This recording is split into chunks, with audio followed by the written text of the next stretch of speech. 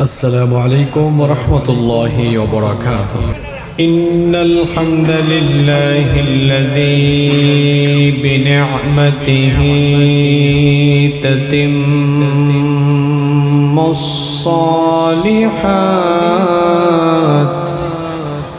الذي علم القرآن وأكرمنا بالإسلام وأنعم علينا بالإيمان.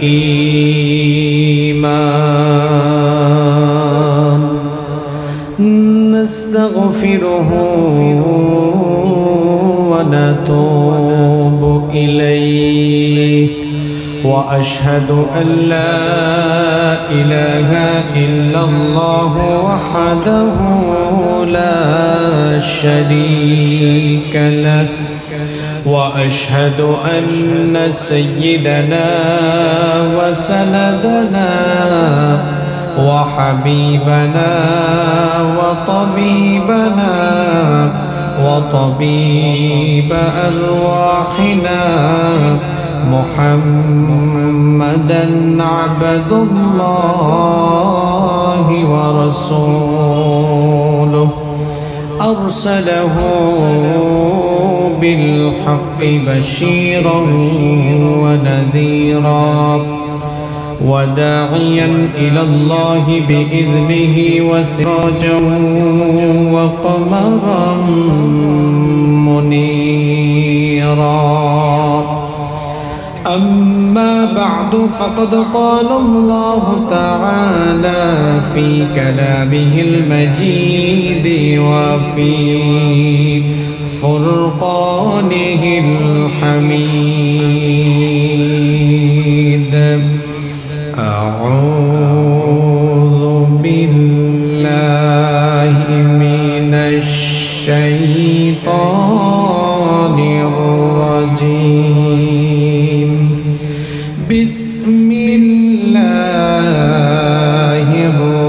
الرحمن الرحيم.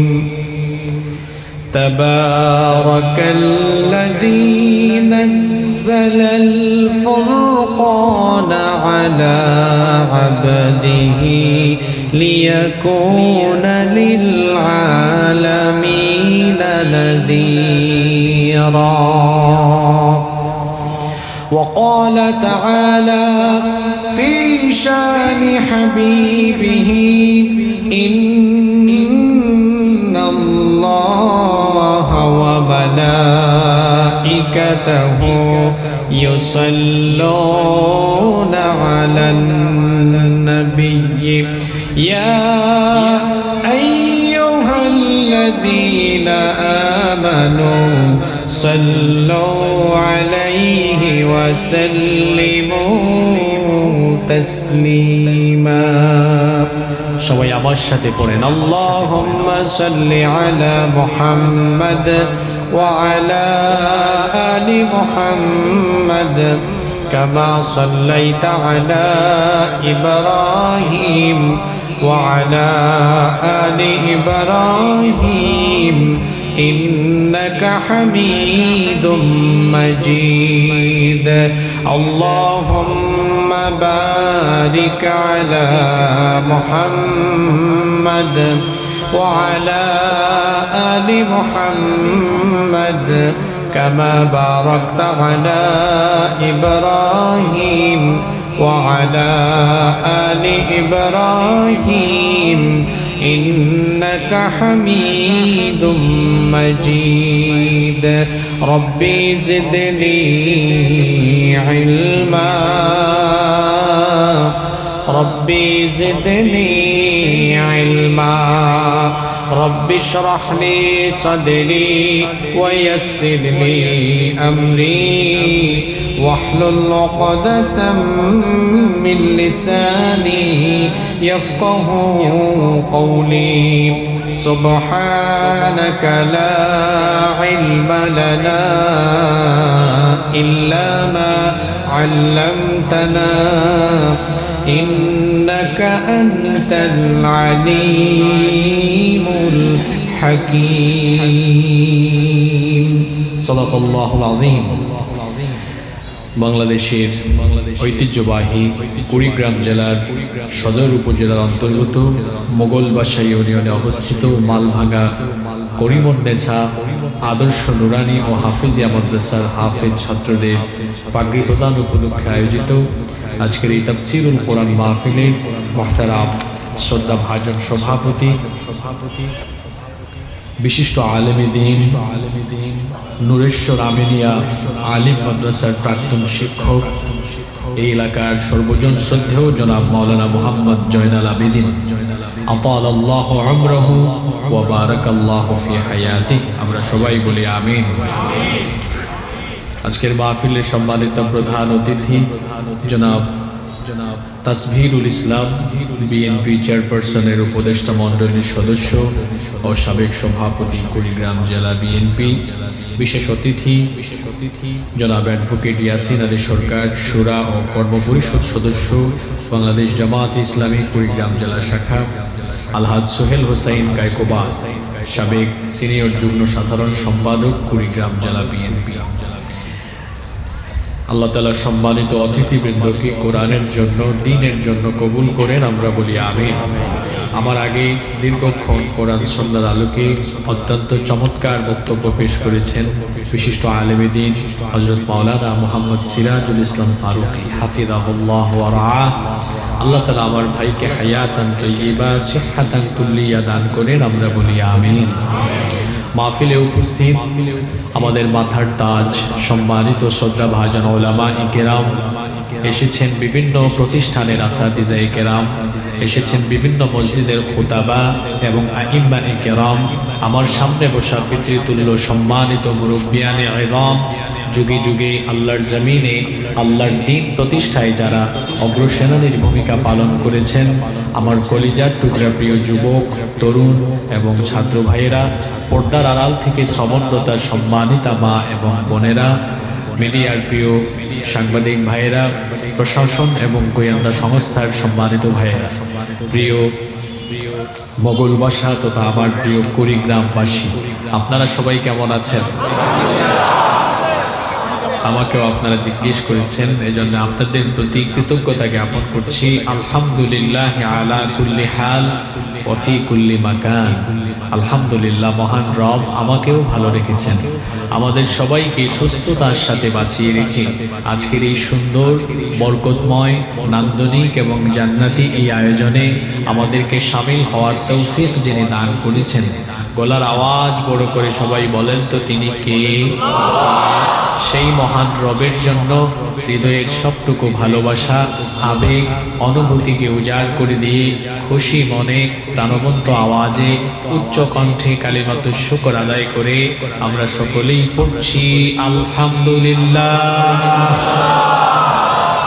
সম্মানিত উপস্থিতি, সময় দ্রুত গতিতে ফুরিয়ে যাবে, এজন্য অপ্রাসঙ্গিক কথা বলে এই পবিত্র মাহফিলে বরকত আমরা নষ্ট করব না।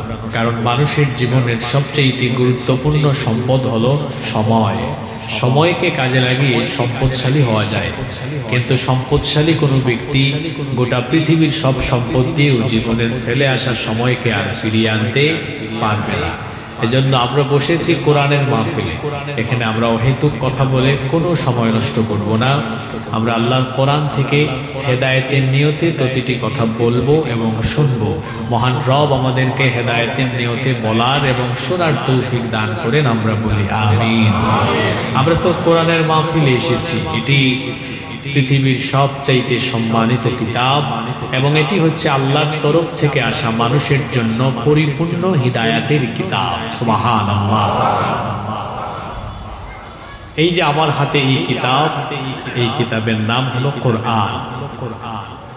পৃথিবীতে যে কোনো বই হাতে নিলে বোঝা যায় ওই বইটা কি সংক্রান্ত বা কি নিয়ে লেখা। যেমন মনে করেন কোনো একটা বইয়ের কাভার পেজে লেখা আছে নামাজের গুরুত্ব, এই বইটা হাতে নিলে মানুষ বুঝে এই বইটা কি নিয়ে লেখা হয়েছে, নামাজ নিয়ে লেখা হয়েছে। যাকাতের আহকাম, যাকাতের বিধিবিধান, কভার পেজের এই হেডিং দেখে বোঝা যায় এটা যাকাত সংক্রান্ত কোনো কিতাব হতে পারে। অথবা মনে করেন রিবা সংক্রান্ত, সুদ সংক্রান্ত, এভাবে যে কোনো হেডলাইন থাকলে বা টাইটেল থাকলে বোঝা যায় বইটা এই বিষয়ে লেখা হয়েছে। কিন্তু আশ্চর্যের ব্যাপার হলো আমাদের অধিকাংশ মুসলমান জানেও না যে এই কোরআনের নাম কোরআন কেন, কোরআনের নাম কোরআন কেন। তা আপনি যদি কভার পেজের উপরে নামাজ লেখা দেখে বুঝতে পারেন এটা নামাজ সংক্রান্ত, কভার পেজে সাওম দেখে বুঝতে পারেন এটা রোজা সংক্রান্ত, তো এটা কোরআন কেন? এটা কোরআন, এর কারণ আছে না? আমার দিকে তাকান, কারণ আছে না? আছে। কোরআনকে কোরআন নামকরণের দুইটা কারণ, জোরে বলেন তো কয়টা কারণ? দুইটা। নাম্বার ওয়ান, এক নাম্বার, কেউ কেউ বলেছেন কোরআন শব্দটি করউন মূল ধাতু থেকে নিষ্পন্ন হয়েছে, যার অর্থ হলো সর্বাধিক পঠিত। কোরআন হচ্ছে এমন একটি কিতাব, Quran is a book that is most read in this world. এটি পৃথিবীর একমাত্র কিতাব যা পৃথিবীতে সবচাইতে বেশি পরিমাণ তিলাওয়াত হয়। সুবহানাল্লাহ।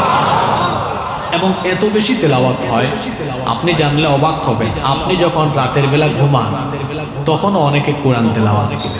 আপনি যখন কাজ করেন, আপনি আপনার কাজ করেন, কিন্তু দেখা যায় পৃথিবীতে কোরআন তেলাওয়াত কখনো বন্ধ হয় না। এটা দিবানিশি 24 ঘন্টা অনবরত তিলাওয়াত চলছে এবং এটা বিজ্ঞানসম্মত বাস্তবিক কথা। জ্যোতির্বিজ্ঞান এবং মহাকাশ বিজ্ঞানীরা গবেষণা করে দেখেছেন এই যে পৃথিবী ঘূর্ণায়মান, পৃথিবীর ঘূর্ণন গতির ফলে পৃথিবীতে যে দিন রাতের আবর্তন ঘটে, দিন রাতের আবর্তন ঘটে তো আহ্নিক গতির কারণে পৃথিবীতে রাত দিন হচ্ছে। তো এই পৃথিবীর ঘূর্ণায়মান গতি এবং আহ্নিক গতির ফলে পৃথিবীর বিভিন্ন স্থানে সময়ের ভিন্নতা আছে। যেমন বাংলাদেশে এখন বিকেল 3:22 বাজে, সৌদি আরবে এখন দুপুর 12:22, এখন তাদের খুতবা শুরু হয়েছে। এখন আমেরিকায় কিছুক্ষণ পরে ফজর হবে, লন্ডনে এখন সকাল 9:22, এখন স্পেনে সকাল 10:22। তাহলে সারা পৃথিবীতে সব জায়গায় একরকম সময় চলছে না, সময়ের ভিন্নতা আছে না? সময়ের ভিন্নতার কারণে তারা দেখলেন এই সময়ের ভিন্নতার কারণে পৃথিবীতে 24 ঘন্টায় কোনো না কোনো জায়গায় আজান হচ্ছে। আল্লাহু আকবার।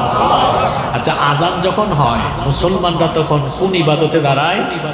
নামাজে। আর নামাজে মুসলমানরা যে কিতাব থেকে তিলাওয়াত করে সেই কিতাবের নাম কি?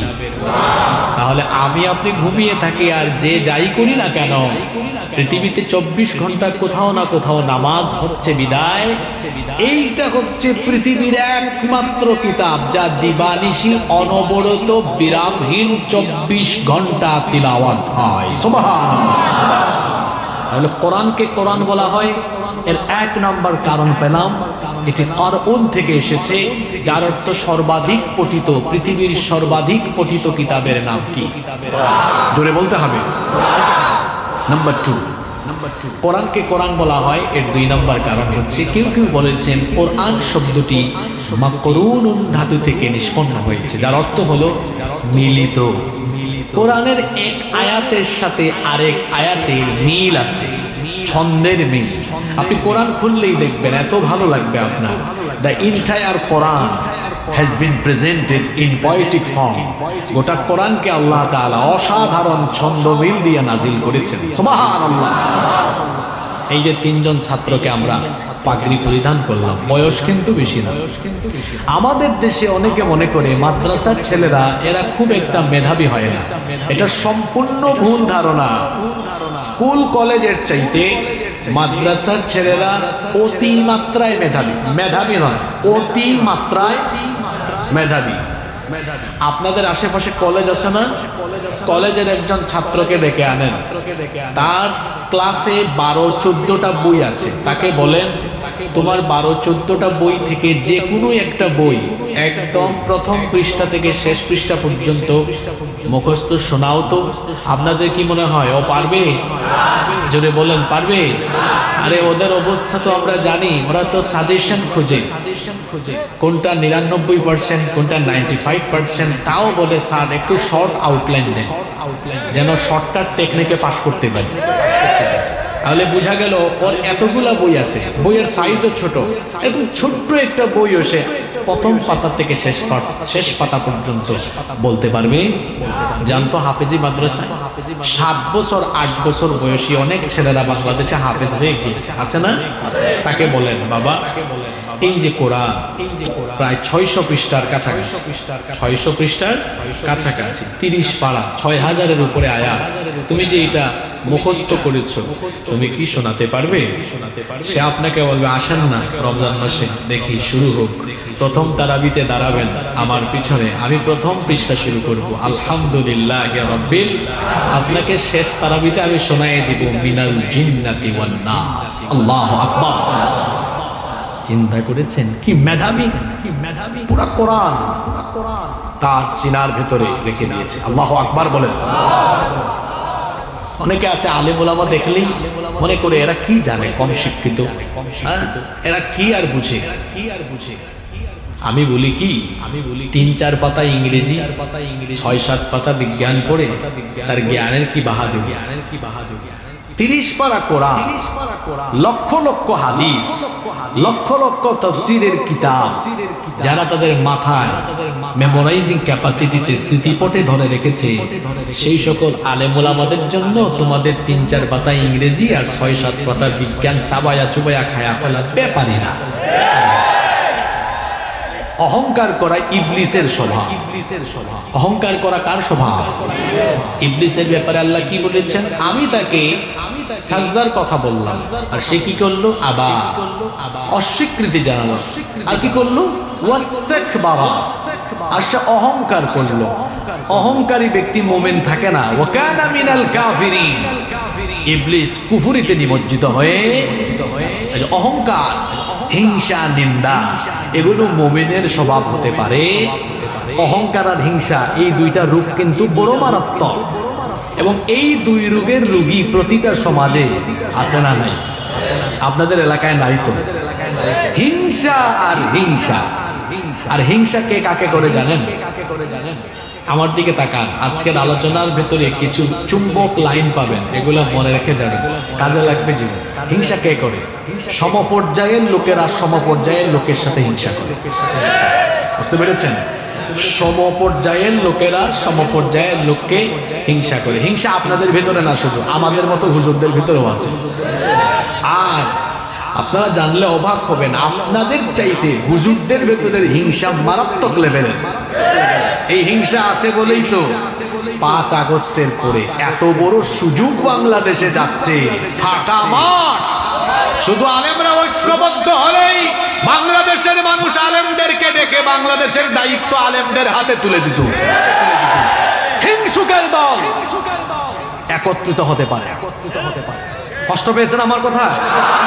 এদের হিংসা আপনারা দেখেন না, তোলে তোলে এমন হিংসুক কৌমি আলিয়ারে দেখতে পারে, আলিয়া কৌমিকে দেখতে পারে না, চরমুনাই জামাতকে দেখতে পারে না, হেফাজত খেলাফতকে দেখতে পারে না। নিজেদের মধ্যেকার রেশারেশির কারণে এরা স্বাধীনতার পর থেকে এখন পর্যন্ত শুধু জালিমদের হাতের মার খাচ্ছে। আমি আজকে কুড়িগ্রামে মরে গেলাম, এরা হাড্ডি গুড্ডি ভাঙবে, এরা আরো মার খাবে, এরা আরো ফাঁসিতে ঝুলবে যদি এখনো এদের বিবেক বুদ্ধ জাগ্রত হয়ে এরা ঐক্যবদ্ধ হতে না পারে। সুজা কথা বলে দিয়ে গেল আল্লামা সাঈদী। তাকে যখন গ্রেফতার করা হলো, চুপচাপ, কেউ কোনো কথা বলে, অসুবিধা কি? এটা আমাদের মাসলাকের না, আমাদের দলের না। তখন কোনো বিবৃতি নাই গো। আর তাকে যখন জেলখানায় চিকিৎসার নামে হত্যা করা হলো, তখন দেখা যায় বিবৃতি দেওয়ায় কেউ আর পিছিয়ে নাই। কৌমিও দেয়, হেফাজতও দেয়, খেলাফতও দেয়, আলিয়াও দেয়, সুন্নিও দেয়। ঠিক আছে না? ওরে বাপ রে বাপ, এই বিবৃতিগুলো কোথায় ছিল 2009 সালে? হ্যাঁ, আমাদের বাংলাদেশের বাঙালিদের স্বভাব হলো জীবিত থাকতে মানুষকে কদর করে না, মরার পরে কদর করে। আপনাদের কি মনে হয় 2009 সালে যদি বিবৃতি এরকম সব আলেম দিত, তাহলে আল্লামা সাঈদীকে জেলখানায় রাখা যেত? কি করলেন?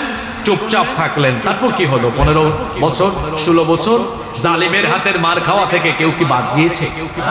বাদ গিয়েছে? এখনো উচিত শিক্ষা হয় না। এজন্য একজন আফসোস করে বলেছিল, পাল্লায় ব্যাং রাখা যেমন কঠিন, হুজুরদেরকে এক টেবিলে বসানো কঠিন। আওয়ামী লীগ ক্ষমতার জন্য 14 দলের সাথে জোট করে, বিএনপি ক্ষমতার জন্য 20 দলের সাথে জোট করে, কিন্তু হুজুরদের মধ্যে কিছু মতানৈক্য আছে, ঠিক আছে, কিন্তু সবাই এটা চায়। এই জায়গায় হুজুরদের মিল আছে, সব হুজুরই চায় বাংলাদেশে কোরআনের আইন কায়েম হোক। তো এই লক্ষ্যকে সামনে রেখে হুজুররা কিন্তু কয়েকটা দল মিলে একজোট হতে পারে। এই যে বললাম হিংসা বেশি, হিংসা একটা মারাত্মক রোগ। হিংসা করে কেউ কখনো বড় হয় না, আর ওই যে শ্রদ্ধা করে কেউ কখনো ছোট হয় না। মানুষকে সম্মান দিলে আপনি সম্মানিত হবেন, আর হিংসা না করে উদারতা বাড়ালে পরে আল্লাহ তাআলা রহমত দান করবেন। সুবহানাল্লাহ। গ্রামে গঞ্জেও কিন্তু হিংসা আছে। এক বাড়ির একজন একটু এগিয়ে গেছে, পাশের বাড়ির আরেকজন হিংসায় জ্বলে পুড়ে ছাই হয়ে যায়। হিংসার আগুন বড় মারাত্মক। এই আগুনে কে পুড়ে? হিংসুক নিজেই ওই আগুনে জ্বলে পুড়ে কি হয়ে যায়? ছাই হয়ে যায়। আবর্জনা যেমন, আমার একটা হাদিস মনে পড়ে গেল, আল্লাহর নবী বলেছেন আবর্জনা যেমন, আগুন যেমন আবর্জনাকে জ্বালিয়ে দেয়, হিংসা মানুষের নেক আমলকে জ্বালিয়ে পুড়িয়ে ছাই করে। এজন্য কোনো হিংসা নিন্দা মনের ভেতরে রাখা যাবে। আমি কোথায় ছিলাম মনে আছে তো? কোরআন নামকরণের 2 নাম্বার কারণ বলছিলাম যে কোরআনে কারীম, এটার আরেকটা নাম হলো, কোরআন রাখার আরেকটা কারণ হলো মাকনুন থেকে এসেছে, অর্থাৎ এক আয়াতের সাথে আরেক আয়াতের মিল আছে। আছে বলেই কোরআন তেলাওয়াতে মজা লাগে, ভালো লাগে, মুখস্থ করতে, হিফজ করতেও সহজ হয়। সুবহানাল্লাহ। আল্লাহর কোরআন এত ছন্দময়, এত চমৎকার। কোরআনে কারীমের যে কোনো পৃষ্ঠা থেকে, যে কোনো পারা থেকে, যে কোনো সূরা থেকে আপনি যখন তিলাওয়াত করবেন, ছন্দের এক অসাধারণ মিল আপনি খুঁজে পাবেন। যে কোনো সূরা পড়েন, দেখবেন আগের আয়াতের সাথে পরের আয়াতের মিল আছে না নাই?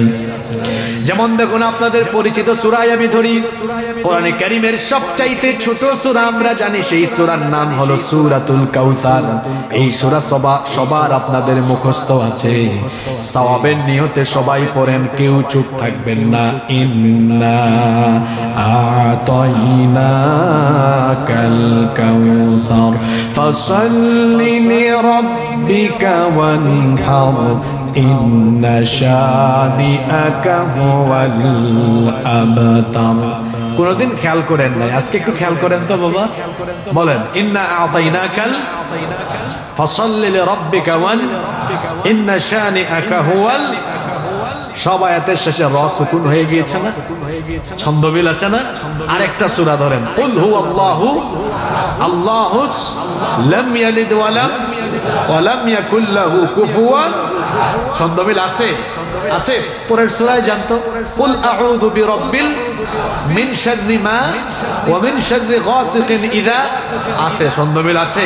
পরের সূরাটা ধরেন, কুল আউযু বিরাব্বিন মালিকিন ইলাহিন মিন শাররিল ওয়াসওয়াসিল আল্লাযী ইউওয়াসওয়িসু ফি সুদুরিন মিনাল জিন্নাতি। দেখছেন কিরকম কারবার? যে কোন সূরায় যান, ইযাস সামাউন ফাতারাত ওয়া ইযাল কাওয়াকিবু ইনতাসারাত ওয়া ইযাল বিহারু ফুজ্জিরাত ওয়া ইযাল কুবুরু বু'থিরাত আলিমাত নাফসুম মা কদ্দামাত ওয়া আখারাত। যেখানেই যাবেন ছন্দের মিল পাবেন। আপনাদের পছন্দের সূরা সূরা রহমান তেলাওয়াত করে দেখেন, এত সুন্দর ছন্দ মিল। আর রহমান আল্লামাল কুরআন খালাকাল ইনসানা আল্লামাহুল বায়ান। এইরকম করে গোটা কোরআনকে ছন্দের অসাধারণ মিল দিয়ে আমাদের জন্য যিনি নাজিল করেছেন তিনি কে? তাহলে কোরআন এর নাম কেন কোরআন? 2টা কারণ বলেছি, মনে থাকবে? আল্লাহ মনে রাখার তৌফিক দেন। কোরআন ছাড়াও কোরআনে কারীমের আরো প্রায় 90টির অধিক নাম আছে। এগুলো হলো কোরআনে কারীমের গুণবাচক নাম। আমি মাস্টার্সে এই বিষয়ে থিসিস করেছিলাম, আউসাফুল কোরআন মিন খিলালিল কোরআনিল কারীম।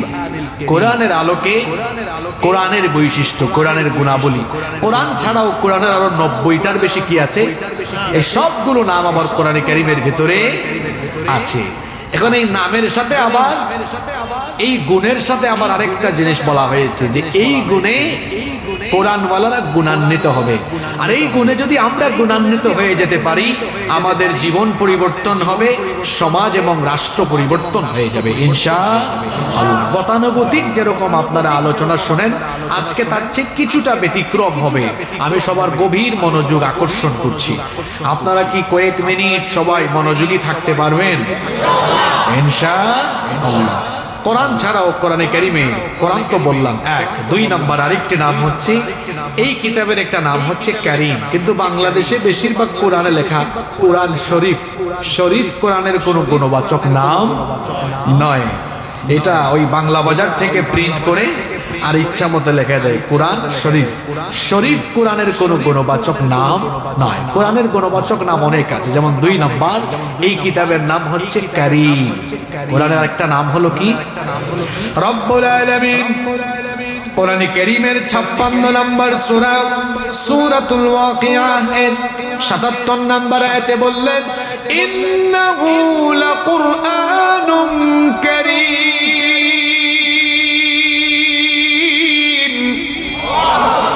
আল্লাহ তাআলা বলছেন, নিশ্চয়ই এই কোরআন হলো অতি সম্মানিত কিতাব। কারীম শব্দটি আরবি, এর অর্থ হলো সম্মানিত। কোরআন এমন সম্মানিত কিতাব, এই কিতাবের কাছে যেই ব্যক্তি আসবে, দুনিয়া এবং আখিরাতে তার সম্মান যিনি বাড়িয়ে দিবেন, জোরে বলেন তিনি কি? কোরআনওয়ালারা দুনিয়াতেও সম্মানিত হয়, আখিরাতেও সম্মানিত হয়। শুধু মানুষ নয়, কোরআনের সাথে যার স্পর্শ লাগে তার মর্যাদা বাড়ে। যেমন দেখেন আপনারা, এই যে কোরআনে কারীমকে বিভিন্ন এলাকায় রেহাল বানিয়ে রেহালে রাখা হয়। রেহাল আপনাদের এলাকায় আছে তো? কাঠের 2টা টুকরা দিয়ে রেহাল বানিয়ে যখন এই কোরআন রাখা হয়, ওই রেহাল যদি মানুষের হাত থেকে পড়ে যায় কিংবা পা লেগে যায়, মানুষ তখন ওই 2টা কাঠের টুকরার রেহালের প্রতি অসম্মান জানায়, বুকের সাথে জড়িয়ে ধরে মুখের সামনে নিয়ে চুমু খায়। এটা কাঠের সম্মান নয়, বরং কাঠের উপরে কোরআন রাখার কারণে কাঠের সম্মানও বেড়ে গিয়েছে, ঠিক কিনা? আবার দেখবেন, এই যে আমরা জামা কাপড় গায়ে দিয়ে আসলাম, বাসা বাড়িতে কত কাপড় আছে, কিন্তু 100 টাকা 150 টাকা গজের কাপড়, খুব অল্প মূল্যের কাপড় দিয়ে যখন কোরআনে কারীমকে পেঁচানো হয়, কোন কোন এলাকায় সেটাকে জিলবাব বলা হয়, গিলাফ বলা হয়, বস্তনি বলা হয়। আপনারা কি বলেন?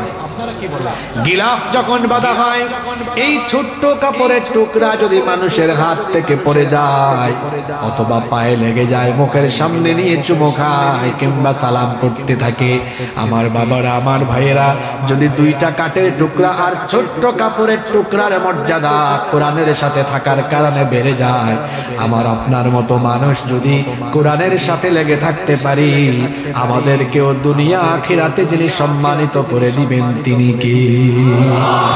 ওই যে দেখেন, ওই মাসটার দিকে তাকান, বছরে 12 মাস আছে, কিন্তু 12টি মাসের মধ্যে সবচাইতে সম্মানিত মাসের নাম হলো রমজান মাস। কারণ হলো শাহরু রমাদানাল্লাযী উনজিলা ফীহিল কুরআন। কারণ এই রমজান মাসে কোরআন নাজিল করেছেন কি? 365টা রাত আছে, তার মধ্যে শ্রেষ্ঠ রাত হলো লাইলাতুল কদর। কারণ হলো ইন্না আনজালনাহু ফি লাইলাতিল কদর, নিশ্চয়ই এই কোরআনকে কদরের রাতে যিনি নাজিল করেছেন, বীর পুরুষের মতো জবাব দিয়ে বলেন তিনি কি? তারপরে আসেন তো দেখি ভাষার দিকে। পৃথিবীতে এত ভাষা আছে, সবচাইতে দামি সম্মানের ভাষা হলো আরবি ভাষা। কারণ হলো ইন্না আনজালনাহু কুরআনান আরাবিয়্যান লাআল্লাকুম তাকিলুন। নিশ্চয়ই কোরআনকে আরবি ভাষায় নাজিল করেছেন কি? তাহলে বোঝা গেল কোরআনের সাথে যে জিনিসের সম্পর্ক তৈরি হয় ওই জিনিসের সম্মান বেড়ে যায়। এখন যদি আমরা কোরআনের সাথে সম্পর্ক তৈরি করতে পারি, দুনিয়াতে এবং আখিরাতে আমাদেরকে সম্মানিত বানিয়ে দিবেন কে? আরো জোরে বলেন কে? নাসাঈর বর্ণনায়, ইবনে মাজার বর্ণনায় হাদিস এসেছে, আনাস ইবনে মালিক রাদিয়াল্লাহু আনহু হাদিসের বর্ণনাকারী সাহাবী, তিনি বলছেন রাসূল করিম সাল্লাল্লাহু আলাইহি ওয়াসাল্লাম বলেছেন, ইন্না লিল্লাহি আহলিনা মিনান নাস, নিশ্চয়ই কিছু মানুষ এরা আল্লাহর পরিবারের অন্তর্ভুক্ত। কার পরিবার? আল্লাহর আবার পরিবার হয় কেমনে? আমরা তো জানি, লাম ইয়ালিদ ওয়া লাম ইউলাদ ওয়া লাম ইয়াকুল লাহু কুফুয়ান আহাদ। আল্লাহ তাআলাকে কেউ জন্ম দেয়নি, তিনিও কাউকে জন্ম দেননি, আল্লাহর কোনো পরিবার নাই। তাহলে এই হাদিসে বলা হলো ইন্না লিল্লাহি আহলিনা মিনান নাস, কিছু মানুষ আল্লাহর পরিবারের অন্তর্ভুক্ত। এই কথাটার মানে কি? মুহাদ্দিসিনে কেরাম এই হাদিসের ব্যাখ্যায় বলেছেন, এই হাদিসের ব্যাখ্যা হলো কিছু মানুষ হলো আল্লাহর একেবারে খাস বান্দা, আল্লাহর নৈকট্যশীল, আল্লাহর প্রিয় হলো তারা। এবার আল্লাহর প্রিয় কারা? সাহাবীরা বললেন, ওয়ামান হুম ইয়া রাসূলুল্লাহ, আমরা বলি সাল্লাল্লাহু আলাইহি ওয়াসাল্লাম। সাহাবায়ে কেরাম জিজ্ঞেস করলেন, ওগো আল্লাহর নবী, তারা কারা? আল্লাহর নবী বললেন, আহলুল কুরআনি হুম আহলুল্লাহি ওয়া খাসাতুহু, যারা কোরআনওয়ালা তারা হলো আল্লাহর পরিবার, অর্থাৎ আল্লাহর নৈকট্যশীল বান্দা। তো কোরআনের সাথে সম্পর্ক তৈরি করলে সম্মান আছে। সম্পর্ক কি আছে? কিভাবে আছে? 90% মুসলমান, এর মধ্যে 85% বিশুদ্ধ করে কোরআন এখনো পড়তেও পারে না। এটা হলো বাস্তবিক কথা। আবেগী মুসলমান, আবেগ আবেগ আবেগ আবেগী মুসলমান। মানুষের প্রতি কোরআনের যত হক আছে তার মধ্যে ঈমান আনার পরে প্রথম হকই হলো এটা পড়া। আল্লাহ তো প্রথম হুকুমে দিয়েছেন, ইকরা, এটা পড়ো। আর পড়বেন কেমনে? আল্লাহ এটাও বলে দিয়েছেন সূরা মুজাম্মিলের 4 নম্বর আয়াতে কিভাবে পড়তে হবে। আল্লাহ বলেছেন, ওয়ারাত্তিলিল কুরআনা তারতিলা, তারতিলের সাথে তাজবিদের নিয়ম কানুন প্রয়োগ করে এটা পড়তে হবে। কত মানুষের নামাজ রুকু দেয়, সাজদা দেয়, নামাজ আদায় করে, এদের নামাজ হয় না কেন? এদের তিলাওয়াত সহি না। নামাজের তিলাওয়াত সহি করে করা ফরজ, নইলে মাখরাজ, সিফাত বা তাজবিদের অন্যান্য কায়দা কানুন ঠিক না থাকলে লাহনে জালি হবে। আর লাহনে জালি হয়ে গেলে তার নামাজ বাতিল হয়ে রুব্বা কারিউল কুরআন ওয়াল কুরআনু ইয়ালআনুহু, কোরআনের এমন বহু তেলাওয়াতকারী আছে, এরা যখন কোরআন তেলাওয়াত করে সওয়াব পায় না, বরং উল্টা কোরআন এদেরকে লানত দেয়। এরা কারা? যারা বিশুদ্ধ করে কোরআন পড়ে না, কোরআন এদেরকে কি দেয়? আসতে বলবেন না, জোরে বলেন, কি দেয়? তা আপনি কি লানত পেতে চান না সওয়াব পেতে চান? সওয়াব পেতে হলে বিশুদ্ধ করে কোরআন শেখার দরকার আছে না নাই? মানুষের উপরে আল্লাহর দয়া, আল্লাহর নেয়ামত কম না বেশি? কত বেশি, কত বেশি শুনেন। আল্লাহ নিজেই বলেছেন, ওয়া ইন তাউদ্দু নি'মাতাল্লাহি লা তুহসুহা, বান্দা তুমি যদি আমার নেয়ামতের গণনা আরম্ভ করো, গুনতে গুনতে গুনতে গুনতে মালাকুল মউতের সাথে দেখা হয়ে যাবে। তারপরেও যদি তোমার পরে আরো মানুষ গুনতে থাকে, গুনতে গুনতে গুনতে গুনতে কিয়ামত হয়ে যাবে, আমার নেয়ামত গণনা করে শেষ করতে পারবা না। এত রহমত আল্লাহর, তিনি তো দয়াবান, তিনি দয়ার সাগর। আল্লাহ তাআলা তার দয়া দিয়ে তার এই যে নাম রহমান, দয়াবান, দয়ার সাগর, এই নামে একটা কোরআনে সূরাও দিয়েছেন। সেই সূরার নাম হলো সূরা রহমান। এই সূরার মধ্যে আল্লাহ তাআলা আয়াতের পর আয়াত ধারাবাহিকভাবে তার দয়ার কথা তুলে ধরেছেন। আর আল্লাহ তাআলা এক দুইটা আয়াতের পরে বারবার প্রশ্ন করেছেন, ফাবি আইয়ি আলা'i রাব্বিকুমা তুকাযযিবান, তুমি আমার কোন নেয়ামতকে অস্বীকার করতে পারবে? আশ্চর্যের ব্যাপার হলো এই সূরায় আল্লাহ তার দয়ার বর্ণনা দিতে গিয়ে সর্বপ্রথম দয়ার কথা বলেছেন। সর্বপ্রথম দয়ার কথা বলেছেন। الرحمن علم القرآن خلق الإنسان علمه البيان দয়াবান তিনি কুরআন শিক্ষা দিয়েছেন যিনি অন্যান্য দয়ার কথা আগে বলেন নাই আগে বলেছেন কিসের কথা কারণ কুরআনই হলো আল্লাহর সবচেয়ে বড় দয়া কোরআন আল্লাহ না দিলে আমরা সঠিক পথ জান্নাতের পথ চিন্তাম না আপনি কোথাও যাবেন সেই জায়গাতে যাওয়ার রাস্তা যদি আপনি না চিনেন ওখানে পৌঁছাতে পারবেন না তো আমরা দুনিয়াতে এসেছি কোন পথে চললে আমরা আল্লাহর জান্নাতে যাব এটা আমরা জানি না কোরআন নাজিল করে এই পথ যিনি চিনিয়ে দিয়েছেন যদি বলেন তো তিনি কে সেই কোরআন আজও পড়তে পারেন না আপনি আহা এটা বড় সত্য কথা 90% মধ্যে 85% বিশুদ্ধ করে এখনো কোরআনই পড়তে পারে ওদিকে কি হইছে তাকানোর দিকে তাকায় থাকেন ক্লাসের ভালো ছাত্র কি ক্লাস চলাকালীন অন্য কোনো দিকে মনোযোগী হয় জোরে বলতে হবে মনোযোগী হয় তো কোন পয়েন্টের পরে কোন পয়েন্ট বলি মনে রাখতেছেন আলোচনার পরে যদি বলা হয় কি নিয়ে আলোচনা হলো সামারি কি খুলাসা কি মুলাখাস কি আজানটা শেষ হোক আমরা কথা বলবো ইনশাআল্লাহ কেউ উঠবেন না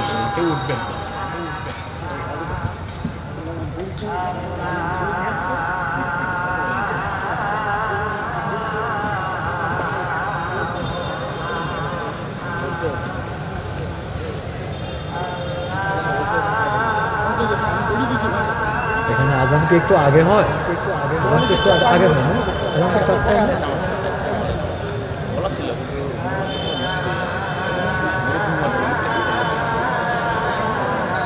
আপনারা কেউ দাঁড়াবেন না নামাজের জামাত আরো আধা ঘন্টা পরে এই যে কমিটি জানিয়েছেন আরো আধা ঘন্টা পরে আপনারা কেউ দাঁড়াবেন না দয়া করে আজানটা শেষ হোক আমরা কথা বলবো জবাব দেন না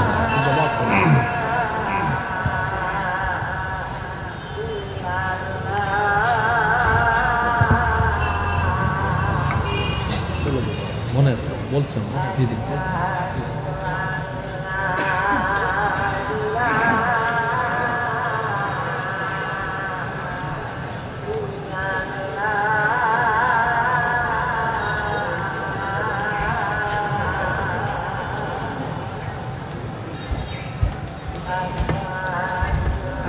বহুত না বলছে না বলতে জন্য 10-15 মিনিট করে লাস্টের 4:30 মানে 4:30 থেকে 4:30 মিনিট ক্যাশ কালেকশন হবে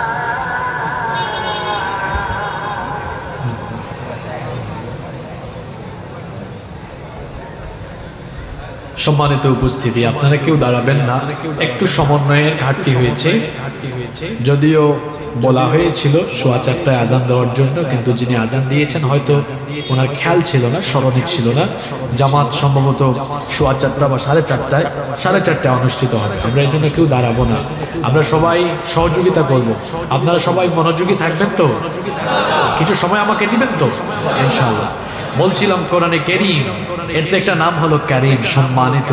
এর কিতাবের সাথে থাকলে সম্মান বাড়িয়ে দিবেন কি? দেখেন আজকে যে ছাত্রদেরকে পাগড়ি দেওয়া হলো, তাদের পিতামাতা কতই না সম্মানিত, তাদের পিতামাতা কতই না সম্মানিত। আপনার সন্তানকে কোরআন শিক্ষা দিলে দুনিয়াতে সম্মান আছে, আখিরাতেও সম্মান আছে। দুনিয়াতে এই সন্তানের পিতামাতার কত সম্মান, একজন হাফেজের, একজন আলেমের বাবাকে মানুষ কত সম্মান করে। অনেকে আছে যারা সন্তানদেরকে কোরআন শেখায় না, দিন শিখায় না, দুনিয়াতে এরা অপমানিত হয়, হচ্ছে, আখিরাতেও হবে। এদের সন্তানগুলো চোর হচ্ছে, ডাকাত হচ্ছে, মাদকাসক্ত হচ্ছে, চরিত্রহীন হচ্ছে। তার পিতামাতা যখন রাস্তাঘাটে বের হয়, মানুষ বলে এই যে চোরের বাবা, এই যে ডাকাতের বাবা, এই যে সুদখোরের বাবা, ঘুষখোরের বাবা। আর আরেকজন তার ছেলেকে হাফেজ বানিয়েছে, আলেম বানিয়েছে, মানুষ বলে এই যে হাফেজ সাহেবের বাবা, আলেম সাহেবের বাবা। দুনিয়াতেই সম্মানটা চান না, আখিরাতেও সম্মান আছে। কেমন?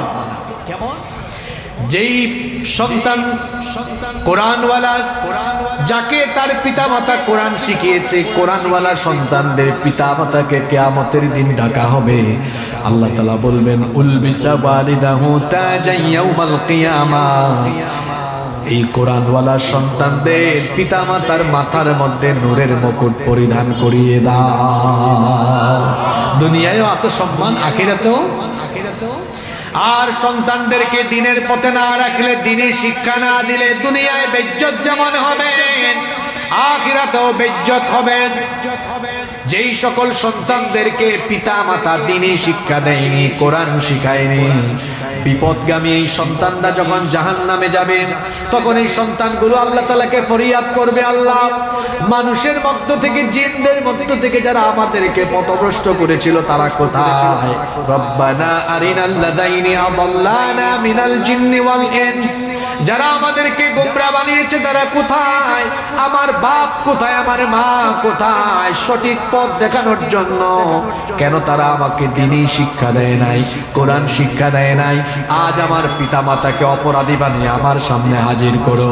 আল্লাহ তখন বলবেন, যদি তোমার পিতামাতাকে অপরাধী বানিয়ে তোমার সামনে আনে তাহলে তুমি কি করবে? এরা তখন বলবে না জাআলহুমা তাহতা আকদামিনা লিয়াকুনা মিনাল আসফালিন।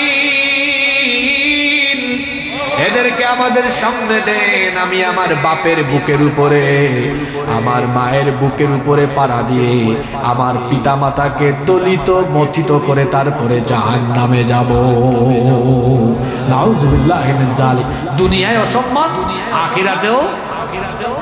আর যদি সন্তানদেরকে কোরআনওয়ালা বানাতে পারেন, দুনিয়ায়ও সম্মান আছে, আখিরাতেও সম্মান আছে। কোরআনে কারীমের আরেকটি নাম হচ্ছে মাজিদ। কোরআনের আরেকটি নাম কি? রব্বুল আলামিন কোরআনে কারীমের 50 নম্বর সূরা সূরাতুল কাফের প্রথম আয়াতে বললেন, কাফ ওয়াল কুরআনিল মাজিদ। মর্যাদাবান কিতাব, সমুন্নত সুমর্যাদা সম্পন্ন কিতাব কোরআনের কসম। আমার আল্লাহ তাআলা কোরআনে কারীমের 85 নম্বর সূরা সূরা বুরুজের 21 নম্বর আয়াত থেকে বলছেন, বাল হুয়া কুরআনুম মাজিদুন ফি লাওহিম মাহফুজ। এটি মর্যাদা সম্পন্ন কোরআন, কোরআনে মাজিদ, যা সংরক্ষিত আছে সুরক্ষিত ফলক, অর্থাৎ লাউহে মাহফুজে। কোরআন এমন এক কিতাব, এটা তো মাজিদ, মর্যাদাবান কিতাব। এই কিতাবের কাছে আসলে স্ট্যাটাস বাড়ে, মানুষের স্ট্যাটাস বাড়ে। ওমর রাদিয়াল্লাহু আনহু, ওমর ইবনুল খাত্তাব রাদিয়াল্লাহু আনহু কোরআনের কাছে আসার আগ পর্যন্ত ছিলেন মক্কার কুখ্যাত কাফের। আর যখনই কোরআনের কাছে আসলেন, মর্যাদা কি বাড়লো! আল্লাহর নবী বলেছেন, লা নাবিয়্যা ওয়ালা রাসূলা মিন বাদি। আমার পরে কোনো নবী নাই, কোনো রাসূলও নাই। লাউ কানা নাবিয়্যাম মিন বাদি লাকানা উমর। কেউ যদি আমার পরে নবী হতো তাহলে আমার পরে ওমরকে আল্লাহ নবী বানাতেন। সুবহানাল্লাহ। এই মর্যাদা কিসের কারণে? আরেকজন দেখেন, বিলাল রাদিয়াল্লাহু আনহু উমাইয়া বিন খালফের গোলাম ছিলেন, একজন দাস, দেখতে কুৎসিত কালো, খুব কালো রঙের মানুষ ছিলেন তিনি, চেহারা সুরত সুন্দর ছিল না, আর ছিলেন একজন চাকর, গোলাম। কোরআনে কারীমের কাছে আসায় তার স্ট্যাটাস, তার মর্যাদা কোথায় গিয়ে ঠেকলো? আল্লাহর নবী মেরাজে সিদরাতুল মুনতাহা ক্রস করার পরে তিনি যখন একাকিত্ব অনুভব করছিলেন, সেখানে তিনি বিলাল রাদিয়াল্লাহু আনহুর পদধ্বনি শুনতে পেয়েছেন। এই কালো বিলালের মর্যাদা এত বাড়লো, আল্লাহর নবী তাকে মুয়াজ্জিন বানিয়ে দিলেন, ইসলামের প্রথম মুয়াজ্জিন। সুবহানাল্লাহ। এখান থেকে একটা শিক্ষা নেন। আচ্ছা, আল্লাহর নবী যখন বিলাল রাদিয়াল্লাহু আনহুকে মুয়াজ্জিন নিয়োগ করেন, তখন কি বিলালের চাইতে সুন্দর চেহারা আর বিলালের চাইতে আরো টাকাওয়ালা পয়সাওয়ালা মানুষ কি তখন ছিল না? কথা বলতে হবে, ছিল কি ছিল না? কিন্তু আল্লাহর নবী মসজিদের মুয়াজ্জিন নিয়োগের ক্ষেত্রেও কি করলেন? সেখানে প্রভাব প্রতিপত্তি টাকা পয়সা দেখলেন না, আল্লাহর নবী আমল দেখলেন, তাকওয়া দেখলেন, পরহেজগারিতা দেখলেন। আল্লাহর নবী বিলালের মতো গোলাম একজন দাসকে মুয়াজ্জিন বানিয়ে দিলেন। আমরা কি করি? কোয়ালিটি থাকলেও, এই বৈষম্যে ঘেরা বাংলাদেশে যোগ্যতা থাকলেও যোগ্য মানুষকে আমরা যোগ্যতার চেয়ারে বসাই না, অযোগ্যকে আমরা যোগ্যতার চেয়ারে বসাই, আর এটা হলো কিয়ামতের আলামত। তাকায় দেখেন মসজিদের দিকে, বৈষম্য তো মসজিদেও আছে। সভাপতি হওয়ার যোগ্যতা নাই, টাকা আছে, পয়সা আছে, ক্ষমতা আছে, সুদখোর, ঘুষখোর, চাঁদাবাজ, টেন্ডারবাজকে সভাপতি বানায়। টাকা আছে, পয়সা আছে, তাকওয়া নাই, পরহেজগারিতা নাই, সেক্রেটারি বানায়। বাংলাদেশের দিকে তাকান, 5 তারিখের পরে, জুলাই আগস্টে রক্ত দিল এক গ্রুপ, মজা নেই। আরেক গ্রুপ কারা এটাও জানেন না, ঘুমাই গেছেন আপনারা। এরা সব প্রথম আলো আর ডেইলি স্টারের মাল, জানেন না আপনারা? আহারে, আমি তো বড় চিন্তায় আছি, পেরেশানে আছি। গত 15 বছরের চাইতে আরো ভয়াবহ সময় সামনে আসতেছে। আজকে বলে গেলাম, আপনি জাতীয় আন্তর্জাতিক জ্ঞান না রাখলে, কন্টিনিউয়াসলি এইসব বিষয়াতে নিলে, পড়াশোনা না করলে আপনি বুঝতে পারবেন না। বর্তমানে যে গভর্নমেন্ট বসেছে, 3 মাসে এরা চূড়ান্ত ব্যর্থতার পরিচয় দিয়েছে। কিচ্ছু করতে পারে নাই, আইন শৃঙ্খলা নিয়ন্ত্রণে আনতে পারে নাই, দ্রব্যমূল্য নিয়ন্ত্রণে আনতে পারে নাই। আজকে কুড়িগ্রামে বলে দিয়ে গেলাম, 1 মাস পরে মানুষ এদের বিরুদ্ধে কি বলবে আপনি কাউরে আটকাইতে পারবেন না। রক্ত দিল কারা? জীবন দিল কারা? আজকে শহীদদের রক্তের সাথে বেঈমানি করে ফেসিবাদের দূষরদেরকে আবার পুনর্বাসন করা হচ্ছে। আপনি ঘুমায় আছেন গো, আপনি টের পাচ্ছেন না। সব 3-4 জন বাদে, আমি বলে দিচ্ছি একদম সংখ্যা গুনে গুনে বলে দিলাম, 3-4 জন বাদে সবগুলা প্রথম আলো, ডেইলি স্টার, ভারত আর আমেরিকার মাল। আপনি জানেন না এগুলো? জুলাই আগস্টের আন্দোলনে এদের অবদান কি? এদের অবদান যুবক এবং তরুণরা রক্ত দিয়েছে, জীবন দিয়েছে। রক্তের উপর দিয়ে, জীবনের উপর দিয়ে বাংলাদেশে যে নতুন স্বাধীনতার সূর্যোদয় হয়েছিল, সেটাকে সমুন্নত রাখতে হলে বিপ্লবের চেতনা ধারণ করে, লালন করে এমন ব্যক্তিদেরকে দিয়ে বাংলাদেশ পরিচালনা করতে হবে। নইলে বিপ্লবের চেতনা সমুন্নত রাখা যাবে। সবচেয়ে বড় ভুল হয়েছে কি জানেন? কথা যেহেতু বলেছি বলেই দিই 1 মিনিটে। সবচেয়ে বড় ভুল হয়েছে 5 তারিখ থেকে 8 তারিখ 3 দিন 72 ঘন্টা ভুলের খেসারত আরো 72 বছর দেওয়া লাগবে। বিদেশ থেকে, ওইখান থেকে শিক্ষক, ওইখান থেকে ব্যবসায়ী আইনা ধৈরা ধৈরা বসাইছে।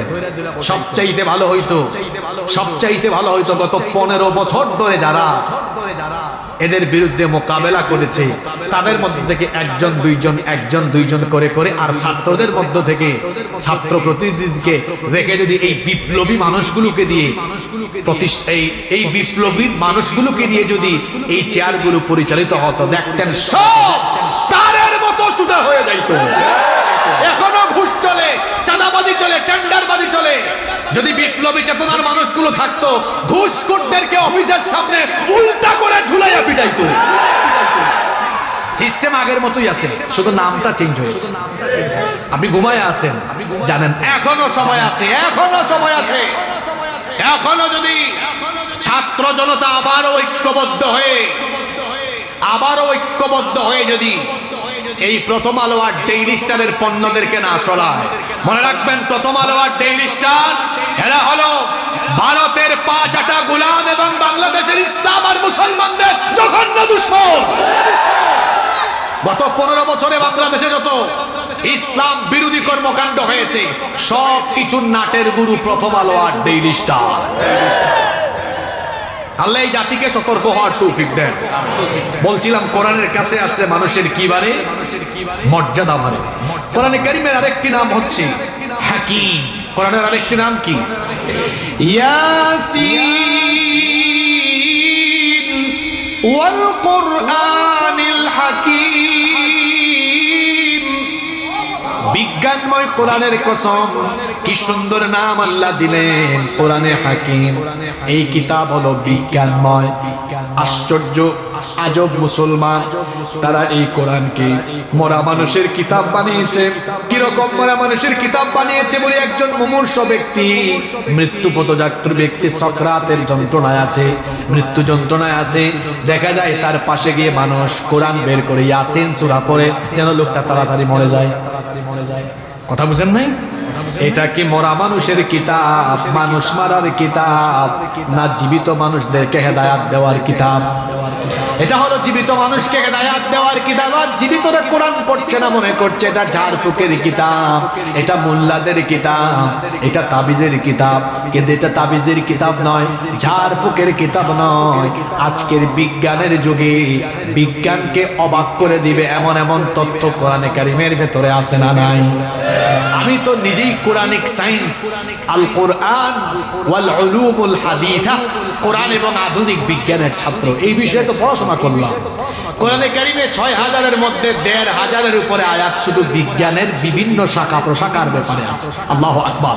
Cosmology, astronomy, biology, human embryology, geology, বিজ্ঞানের এমন কোন শাখা নেই যে ব্যাপারে কোরআনে কারিমের তথ্য নেই। বিজ্ঞান আগে না কোরআন আগে? জোরে বলতে হবে, বিজ্ঞান আগে না কোরআন আগে? এই পৃথিবী দেখতে কেমন? পৃথিবী কেমন? আপনারা কোন জায়গায় পড়ে আছেন? গোলাকার? এখনো বলুন পৃথিবী গোলাকার নয়, পৃথিবী হলেন ডিম। পৃথিবী হলো ডিম্বাকৃতির। ডিম, ডিম কি একেবারে গোল না, ডিমের সাইজ যেমন পৃথিবীর সাইজও। কিন্তু বিজ্ঞান এটা ফিক্সড করে বলে নাই, কয়েক দফায় বলেছে। আগের যুগের বিজ্ঞানীরা, প্রথম যুগের বিজ্ঞানীরা বলেছেন পৃথিবীর চ্যাপ্টা নইলে সমতল। তারপরে ফ্রান্সিস ড্রাক, তিনি জলপথে ভ্রমণ করে বলেছিলেন, এটা 1500 শতাব্দীর কথা, তিনি তখন বলেছিলেন যে পৃথিবী গোলাকার। এরপরে স্যাটেলাইট আবিষ্কারের পরে আধুনিক বিজ্ঞান বলেছে পৃথিবী গোল। এই তথ্য ভুল। আমরা দেখেছি পৃথিবী হলো ডিম্বাকৃতি। তাহলে পৃথিবীর সাইজ বলতে গিয়ে, শেপ বলতে গিয়ে বিজ্ঞান মোট 3 বারে বলেছে। কয়বারে? প্রথম বলেছে চ্যাপ্টা, এরপরে বলেছে গোল, এরপরে বলেছে ডিম্বাকৃতির। ফিক্সড কথা বলতে কয়বার বলেছে? জোরে বলেন কয়বার? বিজ্ঞান চেঞ্জ হয়, কোরআন কি চেঞ্জ হয়? কোরআন খুলে দেখেন 1500 বছর আগে রব্বুল আলামিন, 1500 বছর আগে রব্বুল আলামিন কোরআনে কারীমের 79 নম্বর সূরা, সূরা নাজিআতের 30 নম্বর আয়াতে বড় চমৎকার করে বলে দেন, ওয়াল আরদা বা'দা যালিকা দাহাহা। কামুস, আরবিক ডিকশনারি অভিধান খুলে দেখেন, উট পাখির ডিমকে আরবিতে বলা হয় দাহা। দাহা, উট পাখির ডিমকে বলা হয় দাহা। আল্লাহ বলছেন ওয়াল আরদা বা'দা যালিকা দাহাহা, আর পৃথিবীকে, জমিনকে আমি উট পাখির ডিমের মতো ডিম্বাকৃতির করে বিস্তীর্ণ করেছি। সুবহানাল্লাহ। তো কোরআন আগে না বিজ্ঞান আগে? আমার নাম হাসিবুর রহমান, আপনার নাম আবুল কালাম। এটা বোঝার একটা সায়েন্টিফিক প্রক্রিয়া আছে। ছবি লাগবে না, ছবি লাগবে না। Finger, finger, finger. 1800 সালের আগ পর্যন্ত পৃথিবীর কেউ জানতো না যে ফিঙ্গারপ্রিন্টের মাধ্যমে ব্যক্তি শনাক্তকরণ করা যায়। পৃথিবীতে 800 কোটি মানুষ বাস করে, একজনের সাথে আরেকজনের ফিঙ্গারপ্রিন্টের কোনো মিল। এয়ারপোর্টে যান, ইমিগ্রেশনে ফিঙ্গারপ্রিন্ট, সিম রেজিস্ট্রেশন করবেন, ফিঙ্গারপ্রিন্ট। মোবাইলেও এখন ফিঙ্গারপ্রিন্ট আছে না? আছে। ID card, fingerprint. কারণ আপনার সাথে আমারটার মিল নাই, আপনারটার সাথে কারোটা। 1800 সাল, এখন 2024, 1800 সালের আগে কেউ এটা জানতোই? ইংল্যান্ডে সর্বপ্রথম এটা আবিষ্কার হয়েছে। ব্রিটিশ বিজ্ঞানী উইলিয়াম হার্সাল মানব দেহের উপরে গবেষণা চালিয়ে এই তথ্যটি তিনি আবিষ্কার করেছিলেন। 1800 শতাব্দীর আগে মানুষ জানতো না। অথচ 1500 বছর আগে আল্লাহ ফিঙ্গারপ্রিন্টের আশ্চর্যজনক তথ্য কোরআনে কারিমে বলে দিয়েছেন। কোরআনে কারিমের 75 নম্বর সূরা সূরাতুল কিয়ামা এর 3 এবং 4 নম্বর আয়াত আপনি পড়ে দেখেন, আল্লাহ কত সুন্দর করে বলছেন, আয়া হাসাবু আল্লান নাজমা ইদামা বালা কাদিরিনা আলা আন নুসাউইয়া বানানা। মৃত্যু পরবর্তী জীবনের ব্যাপারে যারা সন্দেহ করে, যারা মনে করে মানুষ পচে গেলে গলে গেলে কিভাবে তাকে আবার সবকিছু একত্রিত করে জোড়া লাগিয়ে জীবিত করা হবে, আল্লাহ তাদের কথার জবাব দিয়ে বলছেন, তোমরা মারা যাওয়ার পরে তোমাদের শরীরের হাড্ডি গুড্ডি অস্থিপিণ্ড সবকিছুকে আমি জোড়া লাগাবোই তো লাগাবো, তার পাশাপাশি বালা কাদিরিনা আলা আন নুসাউইয়া বানানা, তোমাদের প্রত্যেকের হাতের এই আঙ্গুলের মাথার অর্থাৎ আঙ্গুলের ছাপ পর্যন্ত আমি আবার পুনর্বিন্যস্ত করে ছাড়বো। সুবহানাল্লাহ। ফিঙ্গারপ্রিন্টের তথ্যটাও কোরআনে আসে না? নাই। আজকে তো সময় নাই, আরো কত তথ্য বলতাম। এভাবে বিজ্ঞানীরা বিজ্ঞানের যে তথ্য মানুষকে কিছুদিন আগে দিয়েছেন, 1500 বছর আগে এই তথ্যগুলো কোরআনে কারিমে দিয়েছেন কে? আশ্চর্যের ব্যাপার হলো মুসলমান তার সন্তানকে বিজ্ঞান শেখাবে আগে, কোরআন শিখাইলে শিখাবে, না শিখালে নাই। অথচ বিজ্ঞান আগে না কোরআন আগে? তো বাচ্চাদেরকে শিখাবেন কি আগে? শিখাবেন তো। নাম্বার 5, কোরআনে কারিমের 5 নম্বর আরেকটা নাম হলো ফুরকান। কোরআনের আরেকটা নাম কি? রব্বুল আলামিন কোরআনে কারিমের 25 নম্বর সূরা ফুরকানের প্রথম আয়াতে বলছেন, তাবারাকাল্লাযী নাযালাল ফুরকানা আলা আবদিহি লিয়াকুনা লিল আলামিনা নাযীরা। বরকতময় সেই সত্তা যিনি তার বান্দার উপরে ফুরকান তথা সত্য মিথ্যার পার্থক্যকারী কিতাব নাজিল করেছেন, যাতে করে তামাম দুনিয়ার মানুষকে তিনি সতর্ক করে দিতে পারেন। প্রশ্ন হতে পারে, কোরআনকে ফুরকান বলা হয় কেন? কারণ এই কোরআন হচ্ছে ফারিকু বাইনাল হাক্কি ওয়াল বাতিল, হক এবং বাতিলের মধ্যে কোরআন পার্থক্য করে দিয়েছে, এবং মুসলিম কাফিরের মধ্যে পার্থক্য করে দিয়েছে, মুমিন এবং মুনাফিকের মধ্যে পার্থক্য নিরূপণ করে দিয়েছে কোরআন। কোন ব্যক্তি মুমিন, কোন ব্যক্তি মুনাফিক, কোন ব্যক্তি ঈমানদার, কোন ব্যক্তি বেঈমান, কোন ব্যক্তি জান্নাতের পথে, কোন ব্যক্তি জাহান্নামের পথে, এটা আইডেন্টিফাই কোরআনে যিনি করে দিয়েছেন তিনি কি? কোন ব্যক্তি ঈমানদার, কোন ব্যক্তি বেঈমান, কোন ব্যক্তি জান্নাতি, কোন ব্যক্তি জাহান্নামী, এটার ফয়সালা করে দিয়েছেন কোরআনের মাধ্যমে যিনি। জোরে বলেন তো তিনি কে? কি সুন্দর ফয়সালা! নামাজির ব্যাপারে কোরআনে ফয়সালা সে জান্নাতি, বেনামাজির ব্যাপারে ফয়সালা সে জাহান্নামী। এত সুন্দর করে কোরআন সত্য আর মিথ্যার মধ্যে পার্থক্য করে দিয়েছে, এত সুন্দর করে সবকিছু বলে দেওয়া হলো, কিন্তু মুসলমান বুঝে না, কারণ সে তোতা পাখির মতো কোরআন পড়ে বুঝার মতো কোনো যোগ্যতা তার নাই। এই জন্য দেখা যায় কোরআনের সাথে আমাদের জীবনের কোনো মিল নাই। আমাদের মা আয়েশা রাদিয়াল্লাহু আনহাকে বলা হলো, একটু ওয়াজ করেন নবীজির চরিত্র কেমন ছিল। তিনি বললেন, কি আর ওয়াজ করব, তোমার বাড়ি থেকে কোরআন নাই, বাড়িতে গিয়ে কোরআন পড়ো। কানা খুলুকুহুল কোরআন, এই কোরআন যেমন আমার নবীর চরিত্র হলো তেমন। আর আমরা কেমন? কোরআন যেমন আমরা তার ব্যতিক্রম। কোরআন যেমন আমরা তার। কোরআনে মুমিনের খাসলত বলা হয়েছে, মুমিন হয় নামাজি। কিছুক্ষণ পরে আসরের জামাত হবে, দেখা যাবে কতজন মুমিন আছে। আমার দেশের অনেক মানুষের তো নামের সাথে কামেরও মিল নাই। বাবা নাম রেখেছে ফজর আলী, এই ফজর আলী ঘুম থেকে উঠে সকাল 10টায় ফজর নাই। বাবা নাম রেখেছে জোহর আলী, জোহরের সময় খেতে থাকে, জোহরের নামাজ পড়ে না। নাম রেখেছে বাবা রমজান আলী, রমজান মাসে দুপুরবেলা গাঞ্জা টানে, আছে না? নাম হলো কুরবান আলী, সামর্থ্য আছে কুরবানি দেয়। আর নামও রাখছে ঈমান আলী, ঈমানের কোনো খবর নাই। তার এমন ঈমান, তার ঈমান থাকে তার ঈমান তাকে ঘর থেকে বের করে মসজিদে আনতে পারে না, যে ব্যক্তির ঈমান তাকে ঘর থেকে বের করে মসজিদে আনতে পারে না, এই দুর্বল ঈমানদারের ঈমান তাকে জান্নাতের দ্বারে কাছেও আনতে পারবে না। নামাজ ছাড়া জান্নাতের গন্ধ পাওয়া যাবে? এখানে যদি কোনো বিল্ডিং তালা দেওয়া থাকে, ঢোকার জন্য কি লাগবে? আপনারা সবাই জান্নাতে যেতে চান তো?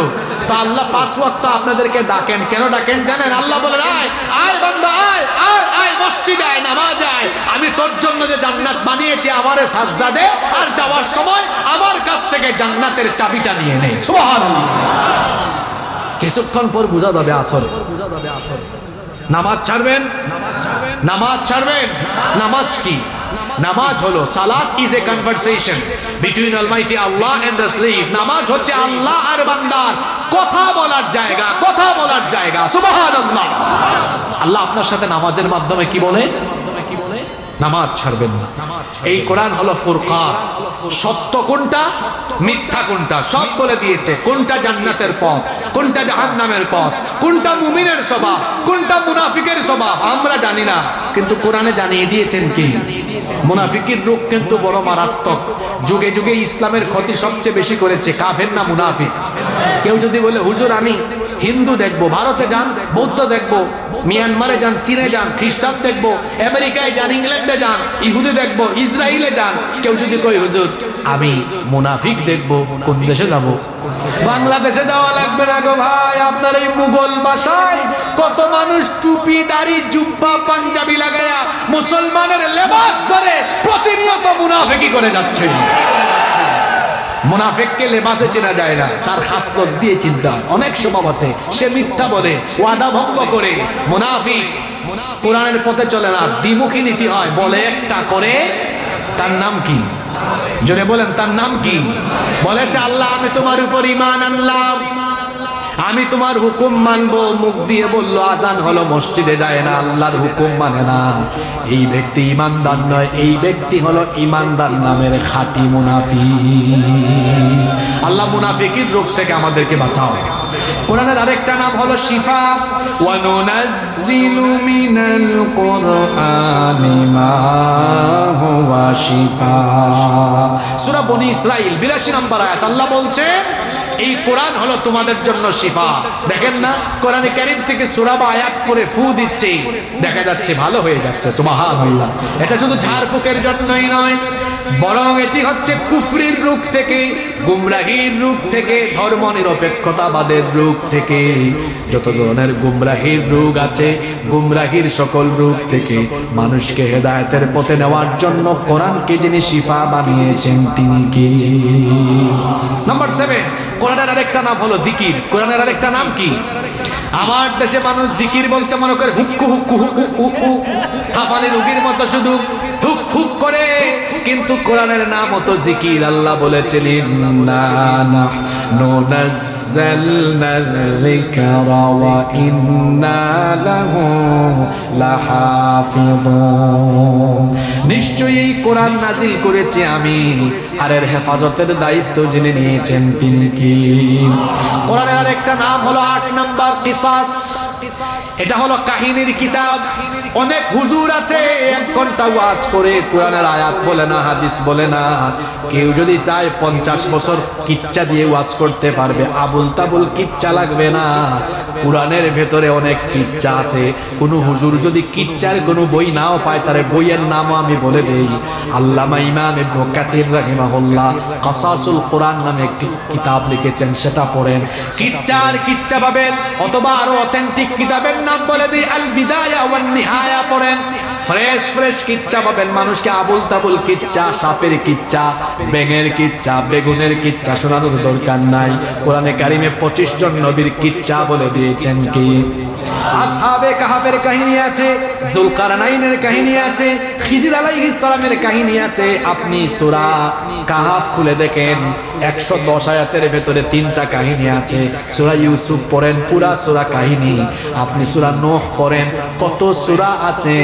এই কোরআনের ভেতরে অসংখ্য কিচ্ছা আছে, অতীত যুগের কিচ্ছা আছে, হাজার হাজার বছর আগের কিচ্ছা আছে। আল্লাহ বলেছেন নাহনু নাকুসসু আলাইকা আহসানাল কসাসি বিমা আওহাইনা ইলাইকা হাদাল কুরআন ওয়া ইন কুনতা মিন ক্বাবলিহি লামিনাল গাফিলিন। অবশ্যই আমরা আপনার কাছে সত্য কাহিনী সহকারে এই কোরআনের মাধ্যমে ওহী প্রেরণ করে সত্য কাহিনী জানিয়েছি। এগুলোর ব্যাপারে আগে আপনি গাফেল ছিলেন, জানতেন না। হাজার হাজার বছর আগের কাহিনী কোরআনের মাধ্যমে আল্লাহ আমাদেরকে না জানালে আমরা জানতে পারতাম। নাম্বার 9, কোরআনের একটা নাম হলো নূর। ওয়া আনজালনা ইলাইকুম নূরাম মুবিনা। আর তোমাদের জন্য তিনি প্রকাশ্য নূর সম্বলিত কিতাব নাজিল করেছেন। এই কিতাবের কাছে আসলে হেদায়েতের আলো পাবে। এরপরে কোরআনে কারীমের 10 নম্বর আর একটি নাম হচ্ছে হুদা। এই কোরআনের নাম হলো হুদা। হুদা মানে হচ্ছে হেদায়াত। আল্লাহ বলছেন যালিকাল কিতাবু লা রাইবা ফীহি হুদান লিল মুত্তাকিন। এটি এমন কিতাব যেই কিতাবের ভেতরে সন্দেহ নাই, এটি মুত্তাকিদের জন্য হেদায়াত। আল্লাহর তরফ থেকে আসাই হেদায়াত যারা গ্রহণ করবে। আল্লাহ বলছেন ফা ইম্মা ইয়াতিয়ান্নাকুম মিন্নি হুদান ফামান তাবিআ হুদায়া ফালা খাউফুন আলাইহিম ওয়ালা হুম ইয়াহজানুন। আমার দিকে তাকান। কথায় আছে না, শেষ ভালো যার সব ভালো। আল্লাহ বলছেন এটা হিদায়াতের কিতাব। ফামান তাবিআ হুদায়া, এই হেদায়াত যারা মেনে নিবে, গ্রহণ করবে, অনুসরণ করবে, ফালা খাউফুন আলাইহিম, এদের জন্য কোনো ভয় নাই, দুনিয়ায় পেরেশানি নাই, টেনশন নাই। ওয়ালা হুম ইয়াহজানুন, আখিরাতেও এদের কোনো টেনশন। দুনিয়ার ভয়, দারিদ্র, অভাব, অনটন, সকল ধরনের সমস্যা দূর করে দিবেন কে? বাংলাদেশে এখন সমস্যা আছে না নাই? কত সমস্যায় আছি আমরা। 54 বছর ধরে দেশ স্বাধীন হয়েছে। 54 বছর ধরে বাংলাদেশের মানুষকে সময়ে সময়ে শুনিয়েছে আমাদেরকে সুযোগ দেন, জনগণের ভাগ্য বদলাইয়ে দেব, বাংলাদেশের ভাগ্য পাল্টিয়ে দিব। হ্যাঁ, ভাগ্য বদলে, কিন্তু কাদের বদলে? যে যায় দেখা যায় তাদের জুতা বদলে, তাদের জামা কাপড় বদলায়, তাদের মোবাইল ফোন বদলায়, চেহারা সুরত বদলায়, সম্পদ বদলায়, আঙ্গুল ফুলে কলা গাছ হয়। আফসোস, বাংলাদেশের মানুষের ভাগ্যের আর পরিবর্তন হলো। বাংলাদেশের মানুষের ভাগ্যের পরিবর্তনের জন্য মানুষের তৈরি করা আইন দিয়ে কশ্চিনকালেও মানুষের ভাগ্যের পরিবর্তন করা যাবে না। 54 বছর দেখে ফেলেছি আমরা, সবকিছু দেখা শেষ। বাকি আছে আল কোরআনের বাংলাদেশ। আমরা আগামীতে এই বাংলাদেশকে কোরআনের আলোকে পরিচালনা হোক, এটা আমরা দেখতে চাই। আগামীর বাংলাদেশ হোক কোরআনের বাংলাদেশ। কারণ কোরআন আল্লাহর কিতাব, আল্লাহর দেওয়া এই হেদায়েতের কিতাব দিয়ে বাংলাদেশ চললে কোনো অশান্তি থাকবে না, অভাব থাকবে না, অনটন থাকবে না, দুঃখ, দুর্দশা, দুর্নীতি কোনো কিছুই থাকবে না। ইনসাফ কায়েম হবে, যেটা ছাত্ররাও স্লোগান দিচ্ছে, উই ওয়ান্ট জাস্টিস। এই ইনসাফ কায়েম হবে তখন আল্লাহর কোরআনের বিধানের বাস্তবায়ন হবে যখন। এজন্য কুড়িগ্রামের মানুষকে সিদ্ধান্ত নিতে হবে, এই যে কোরআনের নাম হুদা, হেদায়াত, এই হেদায়াতের সাথে আটার মতো লেগে থাকতে হবে, সীসা ঢালা প্রাচীরের মতো ঐক্যবদ্ধ হয়ে এই দেশে কোরআনের রাজ কায়েমের জন্য ঐক্যবদ্ধ হয়ে কাজ করতে কারা কারা প্রস্তুত? দুহাত তুলে আল্লাহকে দেখা।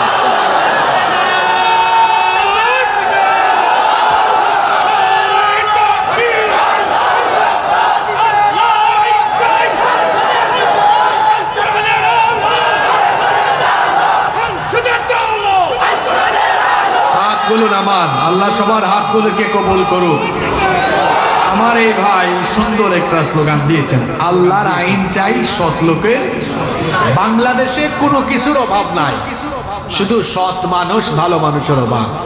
দেখেন না, যে যখন দায়িত্ব পায়, চোরের চোর, ডাকাতের ডাকাত, চুরি ডাকাতি করে একদম অবস্থা সিরিয়াস করে ফেলে। হ্যাঁ, 15 বছর তো কম চুরি হয় নাই।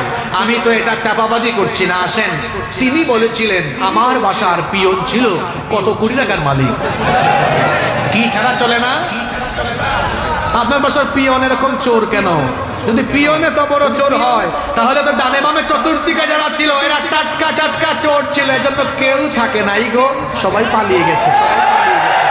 আপনার বাড়িতে চোর ঢুকেছে, আপনার বাড়িতে ডাকাত ঢুকেছে, বাড়িওয়ালা টের পেয়ে গিয়েছে, টের পেয়ে বলো চোর ডাকাত। পাশের বাড়ি মানুষ শুনছে, তারা বললো চোর। মসজিদের মুয়াজ্জিন সাহেব বললেন চোর চোর, সবাই বের হন, ধরেন ধরেন। যখন সব দিকে চোরের বিরুদ্ধে আওয়াজ উঠে যাবে, তখন কি চোর বলবে আসেন আসেন আমারে ধরেন, এটা বলবে না সুযোগ বুঝে পালাবে? সুযোগ বুঝে। চোর যেমন ধরা খাইলে, ধরা খাওয়ার সম্ভাবনা থাকলে চোর পালিয়ে যায়, ঠিক তেমনি বাংলাদেশে উন্নয়নের নামে চুরি হয়েছে, ডাকাতি হয়েছে, দেশের সব মানুষ টের পায় নাই। যখন ধীরে ধীরে ধীরে ধীরে ধীরে সবাই টের পেয়ে চোরের বিরুদ্ধে আওয়াজ তুলেছে, সব চোরেরা জামাতের সাথে পালিয়ে গিয়েছে। ভালো মানুষ পালায় না, চোর পালায়, ডাকাত পালায়, পালায়ও শান্তি নাই, ওখান থেকে আবার নাশকতার চেষ্টা করে। মাঝে মাঝে আবার শুনি চট করে ঢুকে যাবে, আসুক না, অসুবিধা কি? মানুষও জট করে ধরবে, বহু হিসাব বাকি আছে। সম্মানিত ভাইয়েরা, তাহলে আজকে কোরআনে কারীমের মোট কয়টা নাম বললাম? আপনি বলবেন হুজুরের নাম বললেই শেষ করে দিবেন, এই নামের ভিতরেই তো কাম আছে। এই যে প্রত্যেকটা গুণের কথা বললাম, প্রতিটি গুণে আপনাকে গুণান্বিত হতে হবে। যেমন এক, আমি একটু রিভাইজ করি, বলেছিলাম এটা সর্বাধিক পঠিত কিতাব, তাহলে আপনি সবচাইতে বেশি পড়বেন আল কোরআন, প্রতিদিন কোরআন পড়বেন, পারবেন তো ইনশাল্লাহ? শেষের কথাগুলো শুনেন, কথায় তো আছে শেষ ভালো যার সব ভালো। তারপরে 2 নম্বর কি বললাম? কোরআন হলো সম্মানিত কিতাব, দুনিয়াতে সম্মান চান, আখিরাতে সম্মান চান, কোরআন পড়ে কোরআন বুঝে কোরআনের সাথে লেগে থাকেন। 3, কোরআনের নাম বলেছি মাজিদ। এই জাতি এখনো মর্যাদাবান জাতি হতে পারেনি, যদি কোরআনের আলোকে পরিচালিত হয় এই জাতিকে মর্যাদাবান জাতিতে পরিণত করবেন কে? 4 নম্বর বলেছি কোরআনের নাম হাকিম, এটা বিজ্ঞানময় কিতাব, এখানে জ্ঞান বিজ্ঞানে পরিপূর্ণ। তারপরে 5 নম্বরে বলেছি কিতাব ফুরকান, সত্য মিথ্যার পথ আপনি বুঝবেন। 6 নম্বর এটি শিফা, আপনার সকল গুমরাহির রোগের শিফা দিবে কোরআন। এরপরে 7 নম্বর বলেছি এটা জিকির, এটা উপদেশ, উত্তম উপদেশ আছে আমাদের জন্য এই কোরআনে। 8 নম্বর এটি কাহিনীর কিতাব, এমন এমন কাহিনী, প্রতিটা কাহিনীর মধ্যে শিক্ষা আছে। ফেরাউনের কাহিনী বলেন, পড়েন, ফেরাউন থেকে শিক্ষা পাবেন পৃথিবীতে কোনো জালেমের পরিণতি ভালো হয়। 9 নম্বর কোরআন হচ্ছে নূর, এই কোরআন যে ব্যক্তি আঁকড়ে ধরবে তাকে আল্লাহ তাআলা মুনাওয়ার করে দিবেন, সুবহানাল্লাহ। সর্বশেষ বললাম কোরআনের নাম হলো হুদা, এই হেদায়েতের সাথে যারা থাকবে দুনিয়ায়ও টেনশন নাই, আখিরাতেও টেনশন নাই। এই যে মাদ্রাসায় এই কোরআন পড়ানো হচ্ছে, কোরআনের হাফেজ হচ্ছে, এই মাদ্রাসার সাথে আপনারা থাকবেন তো ইনশাআল্লাহ? আওয়াজ তো ছোট হলো, এই মাদ্রাসার সাথে থাকবেন তো? এই মাদ্রাসার সহযোগিতায় পাশে থাকবেন তো? কারা কারা রাজি আছেন হাত তুলেন দেখি, ভালো করে হাত তুলেন দেখি, আমল জায়গা মতো হয়ে যাক। আমরা মাদ্রাসার পাশে থাকবো, সবাই একটু আর্থিক কুরবানি করবো, হাতগুলো নামায়া নামায়া পকেটে ঢুকাবো, মানুষের পকেটে ঢুকাবো না, নিজের পকেটে ঢুকাবো। কেউ যদি এখন দাঁড়ান, ওই চাচাকে ধরেন, একদম 20,000 টাকা লাগাই দিবেন, দাঁড়াইলেই খবর আছে। একটু ব্যাগ নিয়ে চারপাশে ঢুকেন, আপনার সবাই আল্লাহ নবীর বাগান এই মাদ্রাসার উন্নয়নের স্বার্থে উন্নয়ন করবে। আমি আসার সময় মাদ্রাসাটি দেখে এসেছি, খুব সুন্দর পরিবেশ, চমৎকার পরিবেশ। এখানে ব্যাগ নিয়ে আমার ভাইরা যাচ্ছেন, কেউ আপনারা তাদেরকে মাহরুম করবেন না, সবাই পকেটে হাত ঢুকান। ঢুকাইছেন তো? ব্যাগ নেই, ব্যাগ নেই, ব্যাগ নেই। মহিলা প্যান্ডেলে যত মা বোনেরা এসেছেন,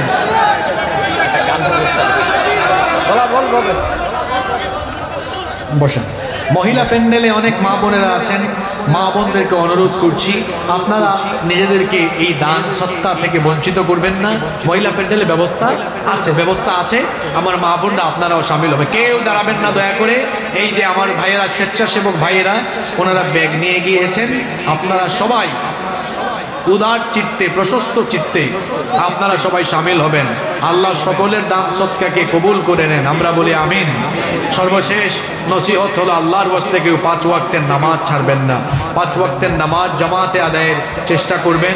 দ্বিতীয় কথা হচ্ছে পিতা মাতার খেদমত করবেন, আল্লাহর আনুগত্যের পরেই পিতা মাতার খেদমত সন্তানের জন্য অপরিহার্য, পিতা মাতার খেদমত করবেন। 3 নম্বর নসিহত হলো হালাল রুজি, হালাল রিজিক অন্বেষণ করবেন, কারণ যে ব্যক্তি হারাম খায় তার কোনো ইবাদত আল্লাহ কবুল করেন না। এই তিনটে নসিহত আমি সব জায়গায় শেষের দিকে বলে দেই। আল্লাহ তাআলা আমাদেরকে এগুলো আমল করার তৌফিক দান করেন। কুড়িগ্রামে আমি এসেছি, আল্লাহ হায়াতে বাঁচিয়ে রাখলে আরো আসবে, ঠিক আছে? এসো কোরআনের ছায়া তলে সমবেত হই, এসো আল্লাহ রাসূলের অনুগত হই, এসো কোরআনের ছায়া তলে সমবেত হই, এসো আল্লাহ রাসূলের অনুগত হই, এসো কোরআনের ছায়া তলে সমবেত হই, এসো আল্লাহর গুণগান করি, এসো তারি পথে জীবন গড়ি। আল্লাহর নাম নিলে তাতে যদি সুখ মেলে, কেন সেই নাম থেকে দূরে সরে রই, কেন সেই নাম থেকে দূরে সরে রই। এসো কোরআনের ছায়া তলে সমবেত হই, এসো আল্লাহ রাসূলের অনুগত হই, এসো কোরআনের ছায়া তলে সমবেত হই, এসো কোরআনের ছায়া তলে সমবেত হই। সবাই বসেন, কেউ দাঁড়াবেন না। আল্লাহুম্মা আমিন। ربنا ظلمنا أنفسنا وإن لم تغفر لنا وترحمنا لنكونن من الخاسرين। رب العالمين আসরের নামাজের সময় নিকটবর্তী, জুমার পর থেকে নিয়ে আসর পর্যন্ত আমরা দীর্ঘ সময় কোরআন থেকে আলোচনা করেছি, শুনেছি। রব্বুল আলামিন জীবনের যত গুনাহ নিয়ে হাত তুলেছি, আমাদেরকে খালি হাতে ফিরিয়ে দিও না। জীবনের জানা অজানা ছোট বড় যত গুনাহ করেছি সব গুনাহ তুমি মাফ করে দাও। রব্বুল আলামিন আমাদের পরিবারের সবাইকে মাফ করে দাও, আমাদের বাবা মাকে মাফ করে দাও। আল্লাহুম্মা গফিরলি ওয়া লিওয়ালিদাইয়া ওয়া কুর রাব্বিরহামহুমা কামা রাব্বায়ানি সগীরা। রব্বুল আলামিন আজকের এই মাহফিল কবুল করে নাও, এই মাদ্রাসাকে তুমি কবুল করে নাও। মাদ্রাসার যত সমস্যা আছে সমাধানের ব্যবস্থা করে যাও। যে তিনজন হাফেজকে পাঠিয়ে দাও হলো, তাদেরকে বড় আলেম হওয়ার তৌফিক দিয়ে দাও। মাদ্রাসার উস্তাদদেরকে মাফ করে দাও, যোগ্যতা বাড়িয়ে দাও। মাদ্রাসার সম্মানিত সভাপতি সাহেব সহ মাদ্রাসা পরিচালনায় যারা আছেন আল্লাহ সবাইকে তুমি মাফ করে দাও। এই মাদ্রাসার সাথে যারা যেভাবে সম্পৃক্ত তাদের সবাইকে মাফ করে দাও। মাহফিলের সম্মানিত প্রধান অতিথি, বিশেষ অতিথি সহ যারা আজকে সম্মানিত অতিথি ছিলেন সবাইকে মাফ করে দাও, সবার ইজ্জত সম্মান বাড়িয়ে দাও। আমাদের সবাইকে তুমি কোরআনের জন্য কবুল করে নাও। যারা দান সদকা করলেন সবার দান সদকা কবুল করে নাও। আমৃত্যু আমাদেরকে দ্বীনের পথে অটল অবিচল থাকার তৌফিক দাও। সাল্লাল্লাহু তাআলা আলা খায়রি খালকিহি মুহাম্মাদিন ওয়া আলিহি ওয়া আসহাবিহি আজমাইন বিরহমাতিকা ইয়া আরহামার রাহিমিন। আমিন। আসসালামু আলাইকুম ওয়া রাহমাতুল্লাহি ওয়া বারাকাতুহু।